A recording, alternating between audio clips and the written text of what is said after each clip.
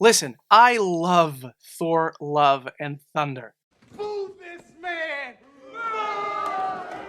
50% of you just clicked away from this video immediately after that statement. But for the other 50% who stayed, hear me out. Taika Waititi's life-affirming cosmic odyssey is heartfelt and it wears its heart on its sleeve. It indulges in every emotion explored with its characters and their arcs. It actually gives a shit about them, delivering a more meaningful experience than anything Ragnarok had to offer.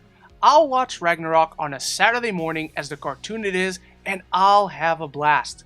But I will actually experience Love and Thunder to be invested and watch characters experience growth through fulfilling arcs. I believe embracing flaws in our fandom is crucial to understanding the art we experience and love in itself. Obviously, hindsight is 2020, but with all my love for Thor, Love and Thunder, there is just one flaw that I couldn't overlook past 4 viewings. Yes, I have seen the film 4 times. To an air duct! Oh my god! Okay, it's happening! This flaw doesn't ruin the film for me, nor does it undo the great work put into the writing overall. It's very focused and concise and has one singular journey that it wants to accomplish. So I would simply change one thing. That one thing, Mjolnir should have been the key to eternity. Stormbreaker is an awesome weapon and was key to Thor getting his groove back in Infinity War after losing his hammer, and his brother, and his people, and everything really. But in Thor Love and Thunder, that level of narrative importance is really not carried by Stormbreaker, but it is carried by Mjolnir. This change won't end up being too massive. I want the film to end up playing the same way it did in the movie we all watched. But I have 2 major reasons for why this change would emotionally and narratively enhance the third act of Thor Love and Thunder. First, it would challenge Gorr emotionally. Gorr is a very compelling villain who is on this mission to kill every god after the one he adores throughout his whole life took everything away from him and didn't care. And once he comes across Jane Foster in the Shadow Realm, he immediately understands that she is dying. Much like himself, as he's being infected by the Necrosword. He pities Jane Foster, seeing her as yet another victim of the merciless gods who care not for her suffering like himself. Gorr has no hate towards Jane, as she is not a god herself. Therefore, Gorr would have to be faced with the reality that this relentless pursuit of eternity would be killing yet another innocent mortal. That he really has become a monster, cementing the seeds for the eventual payoff that we do get in the climax of the film. Even with this change, the scene in the Shadow Realm can essentially play out the same, where instead of throwing Stormbreaker away, now Jane throws Mjolnir away, losing her mighty Thor mode and allowing the cancer to spread. This would force Thor into a moral compromise, where now he must call Mjolnir back so he can save Jane, and the film establishes that he can still call Mjolnir.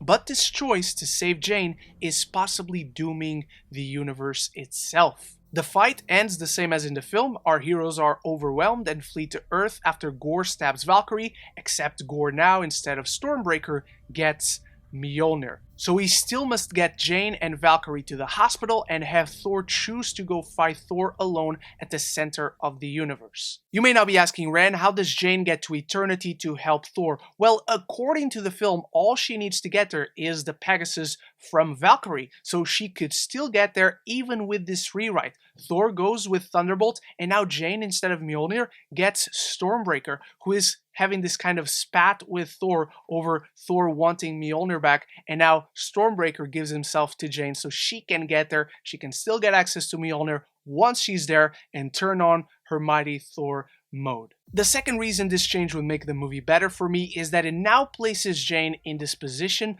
where the portal to get the kids back home is the one thing that keeps her cancer from spreading, forcing her to make this selfless choice to let go of the extension on life that gave her power, health, purpose, and reunited her with Thor, who she now fights alongside. She can still get the moment where she helps Thor destroy the Necrosword, except this time she do it with Stormbreaker. Even with all these changes, the film can perfectly play out the same. Gorr gets the gates of eternity open, Jane exerts her power and vitality and ultimately dies after exhausting the power Mjolnir gave her. The film does such a great job at making Mjolnir the connection between her and Thor, while also having Jane's arc carrying this poetic sense of tragedy that parallels the journey of Gorr. It'd only be fitting if her weapon ultimately connected the three characters at the center of this film, by being the key that Gorr needed all along. Plus, by the end, when Thor is now a father to Gorr's resurrected daughter, Mjolnir would serve as a reminder of Jane's heroism and how ultimately Gorr chose to save the person he loved the most.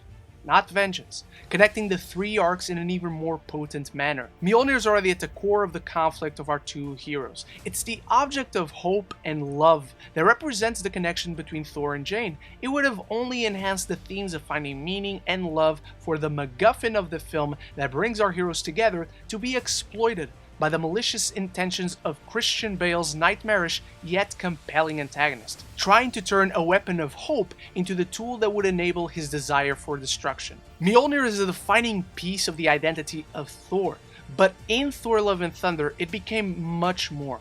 A symbol of unity between the god of thunder and Jane Foster, and how much he truly loved her. A symbol of hope for Jane, giving her one last hurrah before she sadly succumbs to stage 4 cancer. It could have been the symbol that shines a light in Gorr's eyes, making him see what he truly was after. The daughter that he desperately tried to save. This is a small change, but it is one that would have emotionally challenged all three key narrative players and thematically strengthened the role of Mjolnir as a weapon for good. That is my one change to Thor Love and Thunder, a film I deeply love, but I feel it could have been even better with this slight adjustment. Thank you so much for watching. I hope you enjoyed this video. It had been a while since I did a video essay, so I wanted to try it out with this one change video. Let me know if you changed anything at all about Thor Love and Thunder, and thank you so much to my channel members for always supporting the channel. And until the next time, love each other and love the movies.